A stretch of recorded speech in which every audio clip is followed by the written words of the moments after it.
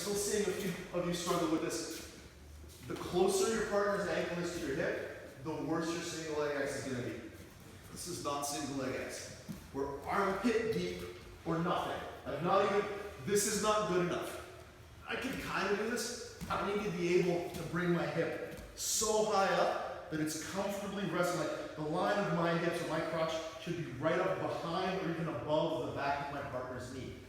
The lower we get to here, the harder that is to do, the less of a lever mechanic we're going to have. We need to have our armpit blocking this ankle, and we need to have our hip driving behind the knee so we activate this lever.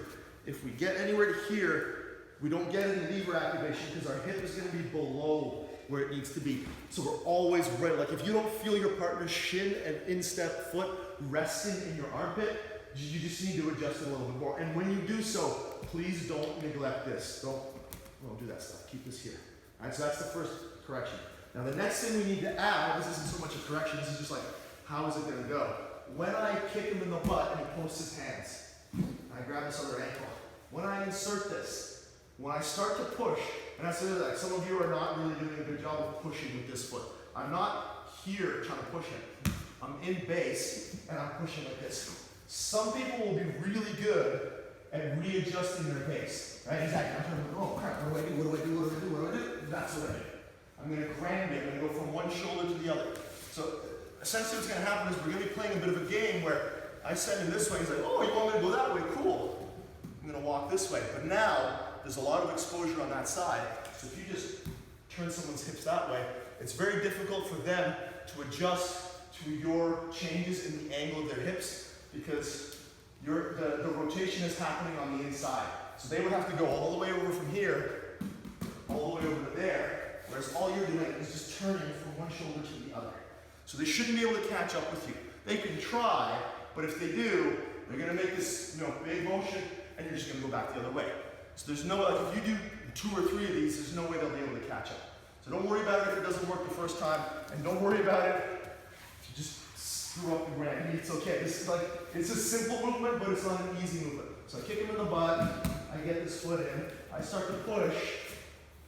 It's very easy once you get it, because you're going to feel that they're almost pushing you onto the other side. In other words, don't resist their movement. And it's easy for me to explain and I can demonstrate it, but really until you feel it, you may not have a really good grasp of how this goes. As I said, you can see both my legs are in the air right now. I can reinforce this if I need to with both my feet. See how he's adjusting his hands? I just have to be comfortable here being upside down on my shoulders, and I start to push him that way, and as he resists, I just roll the other way. So if I'm not pushing him in that first direction, and then just allowing his base to sort of push, I'm like a spring.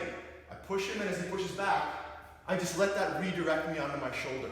Where you're going to struggle with it is if you're all the way over here, and then you're trying to push someone with your legs, them pushing into you should just reset you onto your other shoulder. You're doing a lot less here than you probably realize, right? Like you're going to feel like you need to do a bunch of pushing. I just push them in one direction, and then as soon as I feel the tension, I almost just fall to my other shoulder. And the tension will exist because they're walking their hands and trying to keep their base. If they're not, then they would have fallen down. Does that make sense? So this is the last thing we're going to do before we start sparring position, because I need you to have this ambi or bi-directional capability. So we're here, and we just go, I'm on my right shoulder, and I just fall to my left shoulder. All right, let's give that a try, guys.